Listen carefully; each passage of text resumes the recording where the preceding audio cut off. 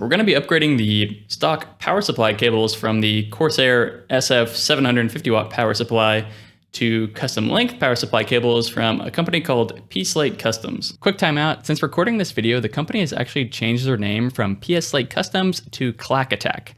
Just wanted to point that out. I'll have it linked in the description below, and back to the video. Also, since we're partially disassembling the T1, I figured I'd go ahead and upgrade the storage as well. So we're going to be adding a 2 terabyte M.2 NVMe drive on the empty slot on the backside of the ASUS Strix B550i motherboard. So the main reason why I'm upgrading to the custom length cables is because of this.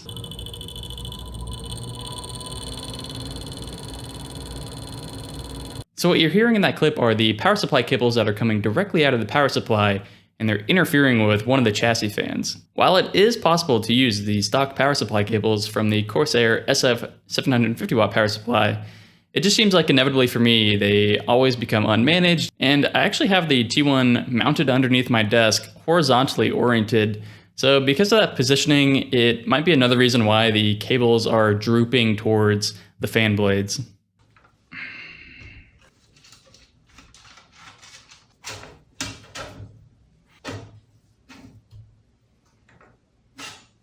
So to access the power supply cables here, I'm going to have to at least remove this top chassis fan and maybe this other one as well. It does seem that this fan is always the culprit because it's really hard to use the limited amount of space to manage it.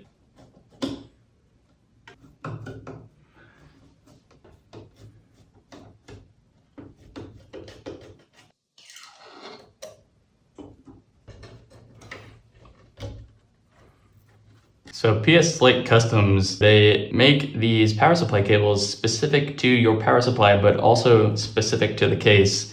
On their website, whenever you're ordering them, you'll fill out this form specifying what case and also what power supply you have. Because if you built computers before, you know that you always want to use the power supply cables that came with your power supply because these pins could be different for different power supplies. So you're really running the risk of damaging your system if you use the wrong power supply cables. So if you order from P-Slate Customs, make sure you order the correct cables for your power supply. First off, here's the difference between the CPU power cable. I also ordered these cables without sleeves. I just didn't think it was necessary. Oh, and also specifically for the T1 and maybe for other cases, but when you're filling out the form on P-Slate Customs website, you also have to make a selection about how your power supply is oriented. So here, this is the default normal orientation for the power supply on the T1, but you could rotate this 90 degrees and have the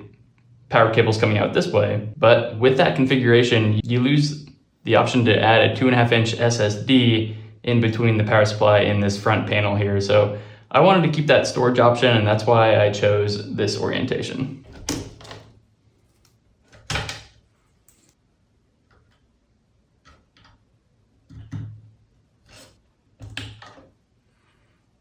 This case is so weird, really. It's awesome. I love the look, I love the size, and I was really curious how working inside of this case was going to be, like how difficult it was going to be. But because nearly every panel besides the front panel can be removed, it allows easy access to all the different components.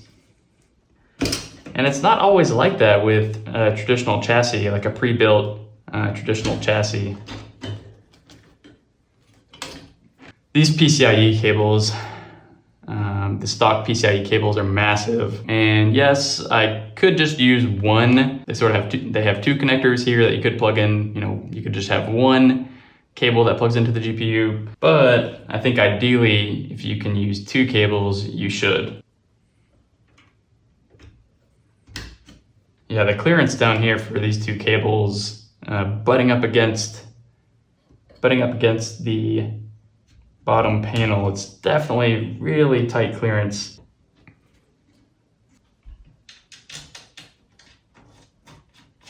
Just because of the tighter angles that the cables have to bend in this case, it's another reason why I decided to purchase cables that did not have sleeves, just to allow the cables to be thinner and hopefully more flexible. Right here is where the power connector for the CPU on the motherboard is, right in that top corner. As you can see, it's quite the dance, just because of the small space, there's not a lot of clearance for these cables to run.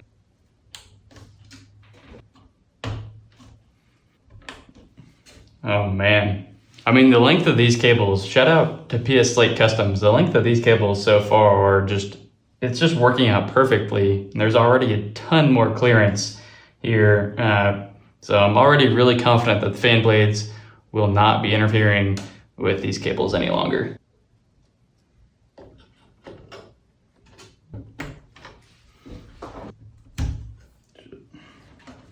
Well, I think that's it for the power supply cables, and quite frankly, I forgot that we were doing this M.2. We're gonna have to remove the GPU anyway to access the backside of the motherboard. I have these little tiny Wi-Fi antennas that are meant for small form factor builds.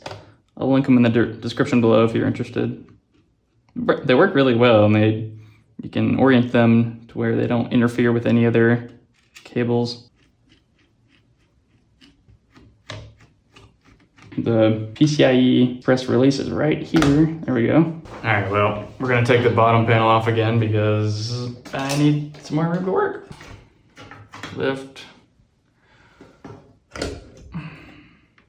Even though I literally just installed these cables, I'm gonna disconnect them and set the GPU off to the side. The M.2 slot on the back side of this motherboard is right underneath where this riser cable is running. So we need to remove this mount right here.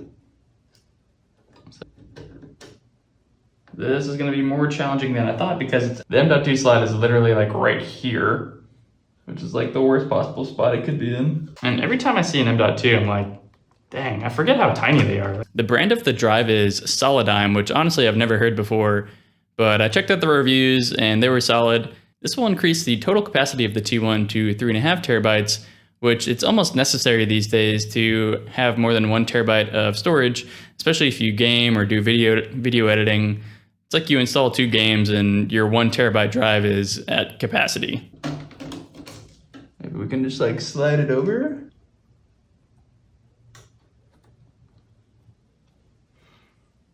So again, I could not easily remove this riser cable, but I unmounted it from both places and it gave me just enough clearance to sneak in this SSD.